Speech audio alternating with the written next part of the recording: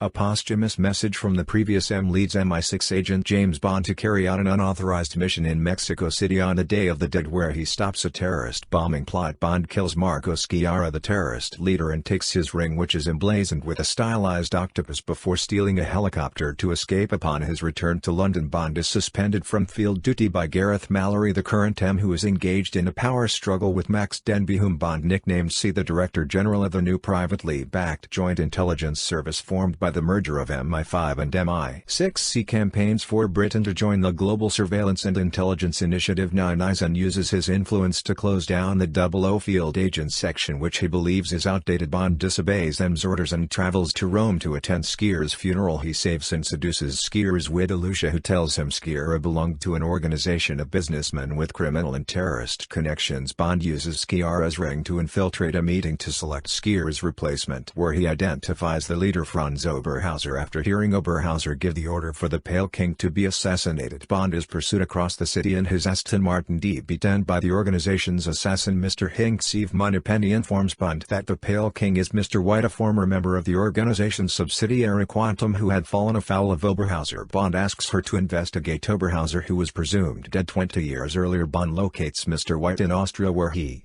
is dying of thallium poisoning. He tells Bond to find and protect his daughter, psychiatrist Dr. Madeline Swan, who will take him till American in order to locate Oberhauser. Mr. White then commits suicide. Bond confronts Swan and rescues her from Hanks and his forces. The pair meet Q, who links Oberhauser to Bond's previous missions, identifying Lashafa, Dominic Green and Raul Silva as agents of the same organization, which Swan identifies as Spectre. Swan takes Bond to L'American, a hotel in Tangier, and they discover that White left evidence directing them to Oberhauser's base at a crater in the Sahara. Taking a train to a remote station, Bond and Swan encounter Hanks, who gets ejected from the train in the ensuing fight, and later they are escorted to Oberhauser's base. Oberhauser reveals that Spectre has funded the Joint Intelligence Service while staging terrorist attacks around the world, creating a need for the Nine Eyes program. In return, C will give Spectre unlimited access to intelligence gathered by Nine Eyes, allowing them to anticipate and counteract investigations into their operations. Bond is tortured as Oberhauser discusses their shared history. After Bond was orphaned, Oberhauser's father Hans became his temporary guardian. Jealous of his father's affection for Bond, Oberhauser killed his father, staged his own death, adopted the name